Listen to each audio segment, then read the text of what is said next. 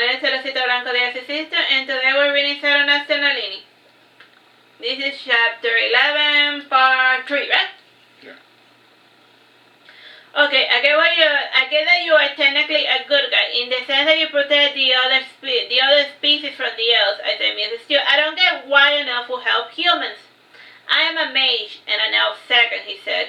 I hold knowledge, wisdom, truth above all else, and I see the world for what it truly is. I am not blinded by lofty ideals, and my pride is my magic and my power. As for helping the humans, on the contrary, child, I could care less what becomes of them. I simply wanted to burn the elf forest down again as many times as I felt like, and then some more. I get all that you're a pyromaniac, and the fact that you're a mage who lost after magic, and that you could not possibly have done anything bad to the other Nalini. And I also get that she was like all of the other elves, in her unfounded sense of superiority and whatever. So, can you tell me exactly what occurred to her after I left? The demons smiled to each other, and overall seemed a bit reluctant to go into details that he did not care for. And he took a breath and he changed to the form of Meridian, and she was eager to tell me that part of the story, and she continued in a cheery mood. After the second birth ritual or whatever, Nalini stopped being cute, and Grimir tried, and Grimir slept with her many times, but it was not, and Grimir tried to sleep with her many times, but he could not get inspired. And Grimir was too self-righteous to admit that he liked Nalini back when she was younger, and since his marriage was a failure, Grimir abandoned her for a nicer, cuter mother, and he went back to his magical hermit stuff, and he went on soul-searching candidate to search for a good replacement for a new Nalini to replace the one that he had married. And during the few months she was in power, Nalini spent her time making life impossible for her underlings, and when she fell from favor, her underlings fell upon her. And I can't say for certain who's the father or the kid that you're carrying. Since she still had connections with you, she possessed you and tried to steal your powers from you. And remember that possession works both ways. Since you have possessed Nalini, Nalini now has the power to take over you as well. Anyhow, her tormentors were spooked by your lies, so they finally left her alone. And the downside was that Magus took her life, so she was sent to live with the other dark elves, and it also did not help that she had a kid whose father didn't know about, and she claimed that the father was Remir, even though he didn't remember ever truly sleeping with her. So there you had the cold hard fact of what became of Nalini after you abandoned her to her fate. And at that moment, I felt stupid for getting worked up over nonsense, and the true Nalini, the arrogant, self-righteous Nalini, flicked before my eyes, and to her I was and had always been a tool, something she considered that it was her God-given right to use as she saw fit, and it was naive of me to imagine that I was always the one in control. And when the truth of the matter was that I had been the puppet all along, till the end, she even tricked me into coercing Grimir to return to her.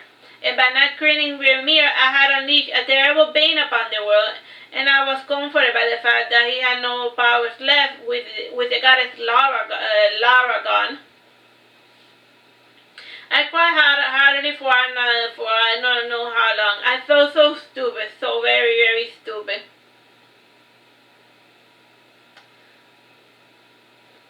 Magus slowly stroked my hair as I cried, and it was the first true sign of affection that Magus had ever shown me. And unlike Nalini, this man, this creature, this silence personified, was a true friend and companion. And I said below my breath, Father, I really don't see anything. I remember she was always trying to look into the crystal to see what his father and his sister saw, but she never saw anything. I don't see anything. I was distracted by my suffering, by a distress call for my alpha. Yes, during my music, I had abandoned my troops to their fate and to the true conflict that lay before them. And even where I stood, I could feel a true battle brewing, but I had to return to my sapphire nights and see what was up. And the demons in the forest returned to their respective hells, and Meridian and Overall became two separate beings, and like Master and Daemon, they started musing about how to burn the forest to the ground in a new elegant fashion. And I dragged my feet as I left the destroyed elven city, and my silent companion followed beside me. And my mother was escorting us outside the city, and I noticed the flowers were starting to grow over the cold marble floor, and the burnt trees were growing new leaves, and the new flowers and trees that grew had a strange reddish color that resembled flames, and whenever a wind would pass by, the new growth trees would emit a sound that sounded like the cracking of flames, and it was a strange eerie effect. In no time over us, unnatural vegetation covered the open city. I asked my mother, why didn't you tell me the truth about Oberon? My dude made me aside a non-interference pact, and he can be such a pushy little boy when he wants something. And for this game, I had to limit my participation to the role of observer, only affecting the course of events via my handful of favorites, explained my mother. Yes, I had forgotten that silly note my dude had made mother sign. Oh, I see, I snorted. Taking off my bracelet, I handed it back to her and said, here, take this. I haven't earned the right to use it. Keep it, she said, giving it back to me. For a fashionable facsimile, it suits you.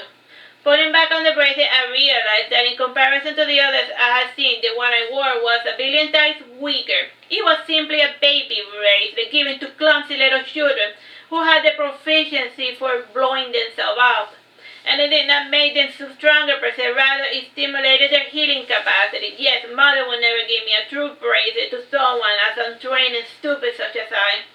And mother counted on the father that I would be too distracted to notice the difference between the real and the fake thing. Finally, I said, you know, Mom, never mind. You shouldn't be in such a hurry to grow up, my little Nalini, as you like to call yourself now. You have all the time in the world to mature at your own pace, and it was never my intention to give you true bracelets, seeing as though they have fallen out of usage, and as they are now, they are nothing more than a fashion accessory. As for yours, I had Proteus cast a regain spell on it, she said as she was starting to leave. When and why did bracelets fall out of usage? I asked surprised. Alpha had changed his course, and I'm surprised you didn't notice a change, she said, turning around to face me. Oh, that Alpha, I said, pretending to know what she meant. Frankly, I never got what our whimsical seer and half-seers meant when they said Alpha has changed his course. I still want the egg back, I said, detaining her for a second. Mother scratched her head and asked, what egg? The egg that I asked you to hold on for me. Laughing, she said, all right, you got me there. Mom, give it back, I yelled, shaking my face in a tantrum. Please, give it! Ugly, pretty please, ugly please. I promise to be careful. Pretty please, ugly please. Timer? 7 minutes. Relax, I can never say no to my children. I will let you play your parody of a nuclear family, she said, returning the egg for me. A dragon warning, if you drop it, I am taking it back, okay? Yes, mother, I said, holding the bright egg close to my chest. It had grown quite a lot since the last time I had seen it, and mother had wrapped it in a white blanket that seemed to emanate heat. And once outside the forest, we said our goodbye, and I hugged and kissed her on the cheek, and before departing, my mother said to Vico, take care of her. And when she left, I held my egg against my face, and I felt the life of the child stirring within, and I said to the kid, I hope you are born a girl. I gained my muse and was distracted by another call from my Alpha, and she really needed me to return to her side urgently. And sighing, I said to Vico, assume position, and Vico's letting out forward and worked his body, and from his back grew two black wings, and scales grew from his skin, and he got a pointy tail, and 6 horns rose from his head, and I climbed on the back of his dragon form, and pointing forward in an epic fashion, I said to Vico, let's go back to my knights. They eagerly await my return. Time, bro? 6 minutes. As we traveled there, post-haste, a foreboding feeling had entered my head. How long have I been fighting Oberon? Months, hours, weeks? Indeed, I have been so focused on finding him that then and there were interminable flashbacks, and in search of an answer, I gazed at the night sky, and I had failed to notice that it was nighttime, and glancing out, I noticed that except for the newly red forest, the entire city had been completely calcinated.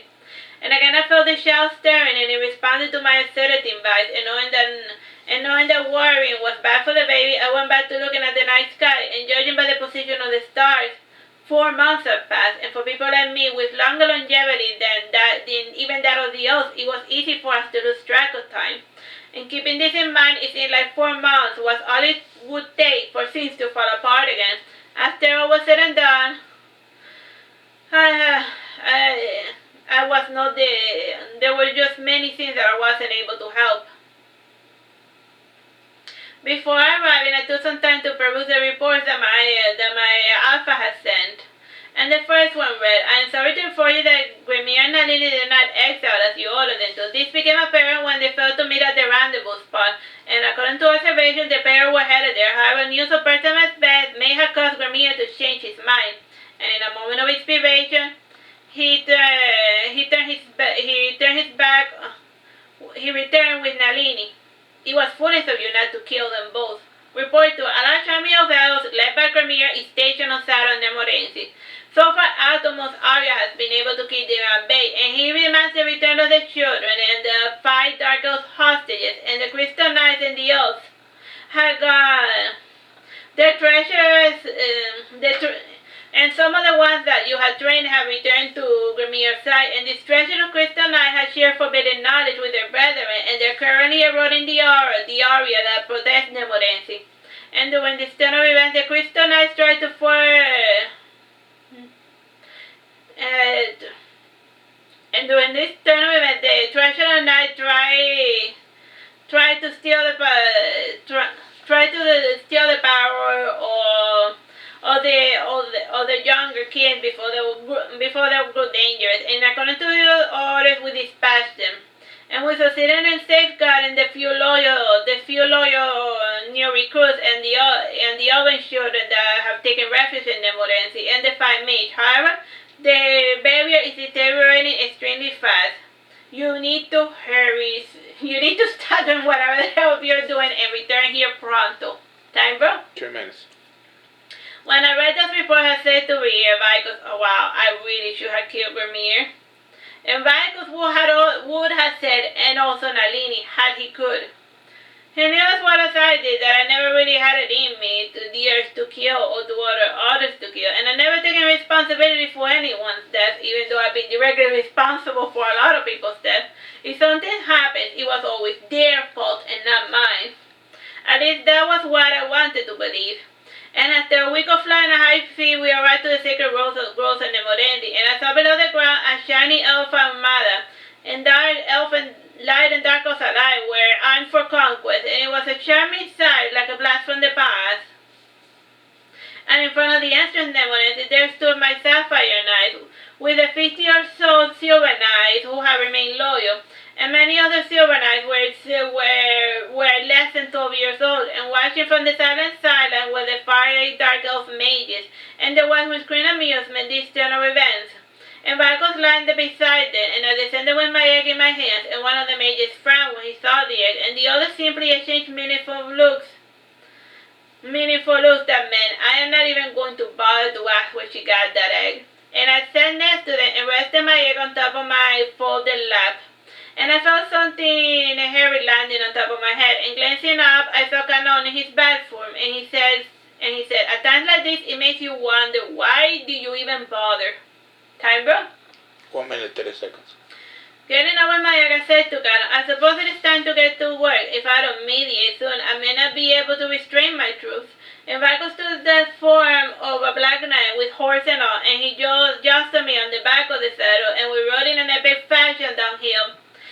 And the elves seeing me approach, clear a path for me, and I made my way towards the main battle camp, and I saw a majestic figure clad in white sitting in a portable throne carried by 4 elves.